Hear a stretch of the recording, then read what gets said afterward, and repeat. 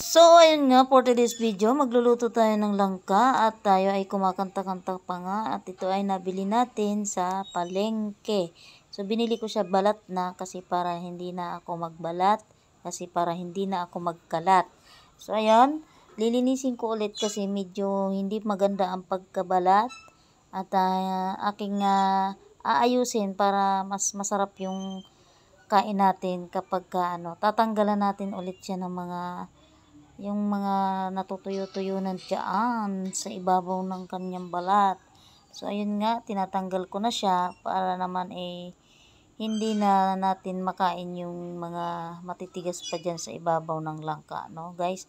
So, pag nagluto kayo ng langka, talagang meron kayong tatanggalin dyan. Huwag yung gagayahin yung mga nandun sa palengke na basta na lang tinatabas yan kasama yung sa gitna. Kung makikita nyo, tatanggalin ko yan dyan. So, tatanggalin ko yan yung parang pinakaubad niya. Yan. Hiniwa ko, diba? Tapos, tatanggalin ko yung gitna. Ayan. Yan ang lagi yung tatanggalin. Pag bumibili ako ng langka sa palengke, lagi ko pong tinatanggal yan. Kahit na nakaano na yan, tinatyaga ko yan. Kahit na nakahiwa, tinatyaga ko yan tanggalin kasi hindi po yan kinakain, hindi po kasi natutunaw basta-basta sa tiyan yan kasi para siyang pomba na pag nakapasok sa loob ng tiyan natin ay hindi natin matunaw. Yun, so baka sumakit yung tiyan natin. Yan kasi ang cause kung bakit nasakit ang tiyan kapag kumakain tayo ng langka, nakasama yan. So ayun nga, hanggang sa naubos ko na yan, tanggalan ng gayan. O kung makikita nyo, tanggalin nyo yung ganon. Tapos kung may mga tira-tirang balat na tanggalin nyo rin kasi, ayan o, kung nakikita nyo, may kulay green pa. So, mas maganda kasi niyan, balat na balat talaga siya. Hindi talaga siya, naiiwanan. Kasi, bibihira tayo maggulay ng ganyan. Tapos, di pa natin aayusin yung pagkagulay. So, ayun, kita nyo naman, di ba? Hindi talaga yung kinakain yung inaano ko na yan, hinahawakan ko na yan. So, ayun nga, ayan, patuloy pa rin tayong maghihiwa. Ayan. Pagkatapos po niyan, hihiwain na po natin yan ng maliliit.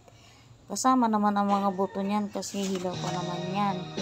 So, ayun, pagka naano na natin, yan, gaganyanin na natin siya. Sa iba, ang proseso ng iba niyan talagang tinatagtad. Pero sa amin kasi, bihira kami magtadtad. Mas maganda kasi sa amin yung meron kaming ngunguyain. Ay, kakainin pa pala. Ngunguyain ng ngipin. Yan.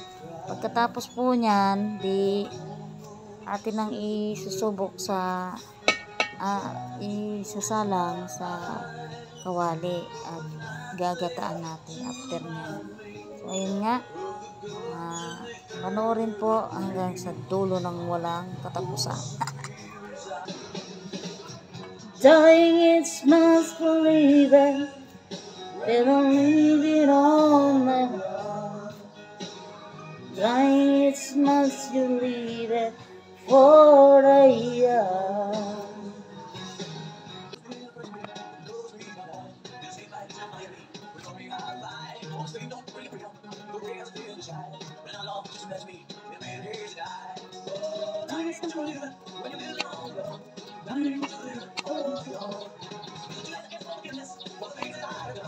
Dying is not really for the love.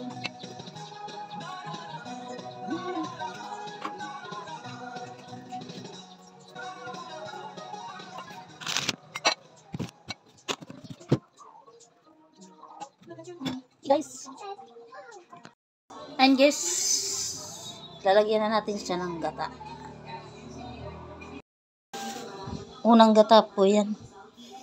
Lalagay natin.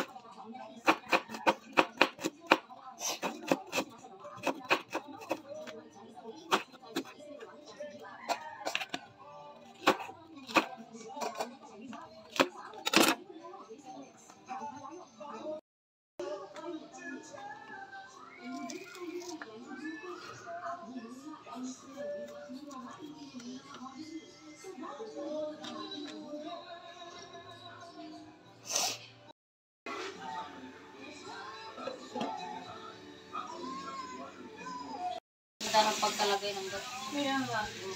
Naging gitik. Nung ano ako umiyak.